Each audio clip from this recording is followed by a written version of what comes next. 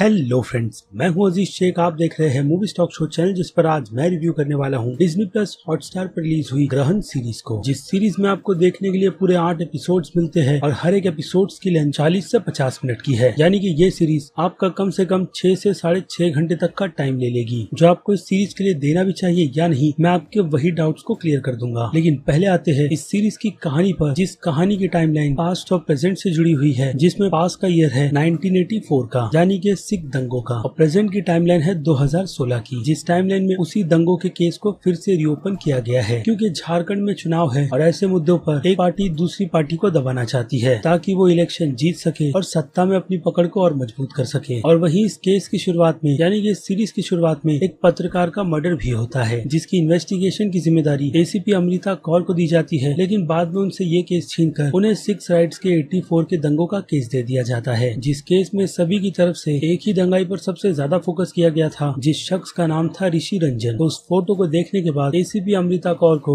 ये बात बिल्कुल साफ साफ पता चल जाती है कि ऋषि रंजन और कोई नहीं बल्कि उसके पिता गुरसेवक सिंह है, जिनकी जर्नी में उन्होंने अपना नाम और भेष को कैसे बदला, वो चीज अब अमृता के लिए बहुत ही बड़ी पहेली है, जिसे वो किसी भी कीमत में सुलझाना चाहती है। दूसरी तरफ ऋषि या फिर कह लो गुरसेवक का पास भी है, जिस राज को वो अपनी बेटी को नहीं बताना चाहते। और इन्हीं सभी उथल पिथल के बीच एक काफी अच्छी लव स्टोरी भी है, अगेन ऋषि और मनु छाबरा नाम के कैरेक्टर के बीच, जिनका एंड बिल्कुल प्रॉपर हुआ भी था या नहीं, ये सीरीज उस पर भी फोकस करती है। तो इन सभी सवालों के जवाब जानने के लिए आपको डेफिनेटली ये सीरीज एक बार तो चेकआउट करनी ही पड़ेगी, जो आपको डिज्नी प्लस हॉटस्टार पर देखने मिल जाएगी। लेकिन फिर भी सवाल निकल कर यही आता है कि क्या आपको आपका कीमती समय सीरीज को देना भी चाहिए या नहीं। तो चलिए अब एग्जैक्ट उन डिटेल्स पर आते हैं। लेकिन अब आगे बढ़ने से पहले एक छोटी सी रिक्वेस्ट, जो है इस चैनल को सब्सक्राइब, वीडियो को लाइक और शेयर करने की।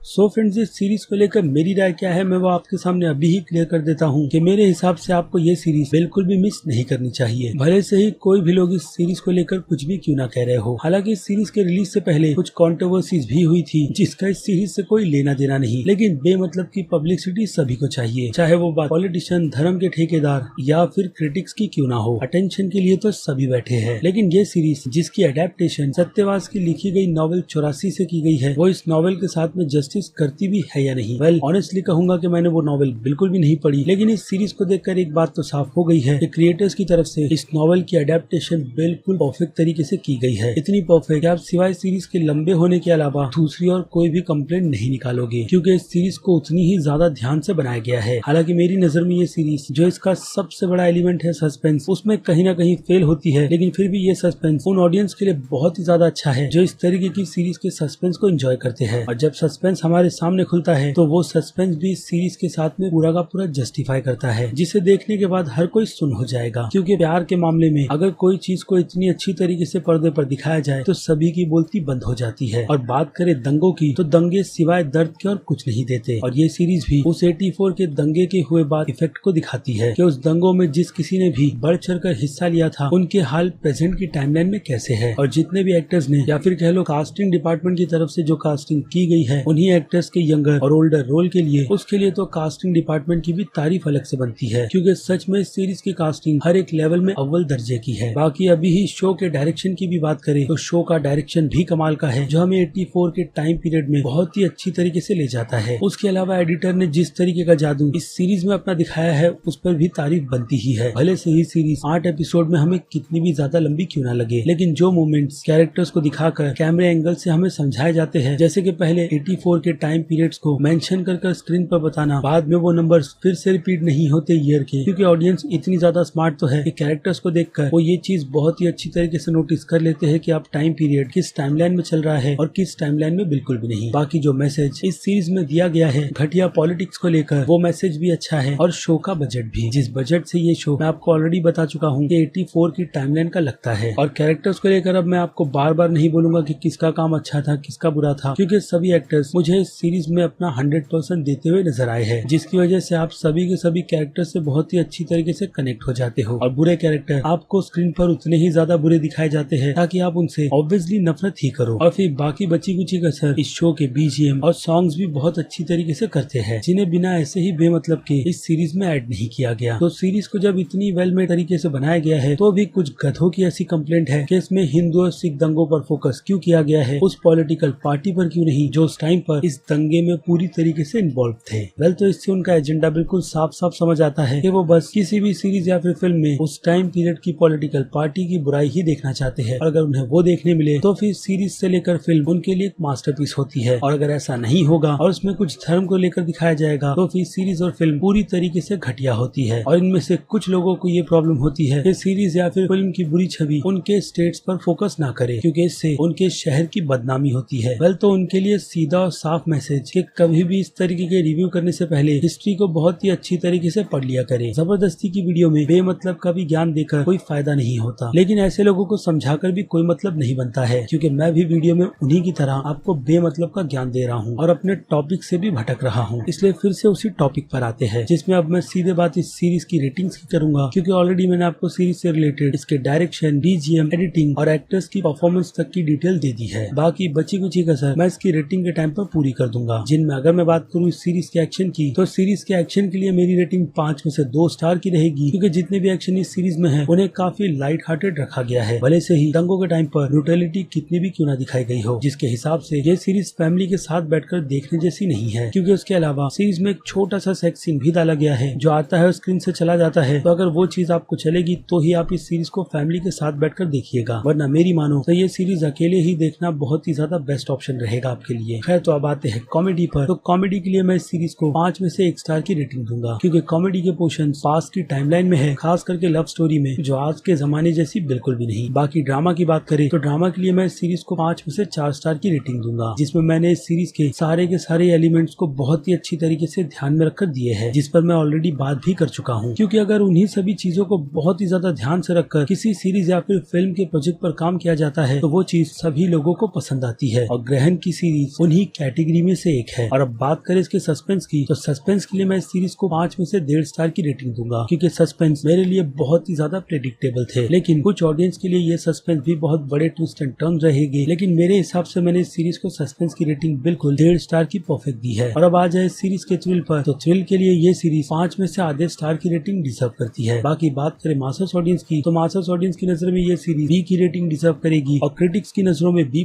की, क्योंकि आपको पता ही होगा कि क्रिटिक्स को लेकर किस तरीके की कंट्रोवर्सी सीरीज के साथ में जुड़ गई है। और अगर आपको नहीं पता है तो वो ज्ञान भी मैं आपको दे देता हूँ कि Disney+ हॉटस्टार वालों की तरफ से जब इसकी स्पेशल स्क्रीनिंग सभी क्रिटिक्स को भेजी गई थी, तो उसी के साथ साथ उन्हें नोटिस भी दिया गया था कि वो अपने रिव्यू में अपना एजेंडा बिल्कुल भी ना चलाए, जैसे कि धर्म, पॉलिटिक्स, 84 के दंगे, इन सभी चीजों पर बहुत ही सोच समझ कर बोले, ताकि उन वजह से इस सीरीज पर कोई भी नेगेटिव असर बिल्कुल भी ना पड़े, जो आज की तारीख में हर सीरीज और फिल्मों के साथ हो ही रहा है। तो ये चीज क्रिटिक्स को इतनी ज्यादा बुरी लगी है, जिसे लेकर उनका कहना यही है कि उनकी आजादी छीनी जा रही है। बाकी आप समझदार हैं, इसलिए इस टॉपिक को छोड़कर सीधे आता हूँ फाइनल वर्ड यानी कि मेरी रेटिंग पर। तो मैं इस सीरीज को काफी सोच समझने के बाद A- की रेटिंग दूंगा, यानी कि एक मस्ट वॉच की कैटेगरी, जिसे देखकर आप बिल्कुल भी डिसअपॉइंट नहीं होगे। बाकी मर्जी तो आपकी ही है, क्योंकि मैंने अपनी राय आपके सामने रख दी है ग्रहण सीरीज के पहले सीजन को लेकर, क्योंकि मुझे ऐसा लगता है पर्सनली कि क्रिएटर्स इसका सीजन 2 भी बना सकते हैं, क्योंकि कहानी को कुछ उसी मोड पर खत्म किया गया है, जिसका अगर सीजन 2 नहीं भी आएगा तो भी ये कहानी अपने पहले ही सीजन में पूरी कंप्लीट रहेगी,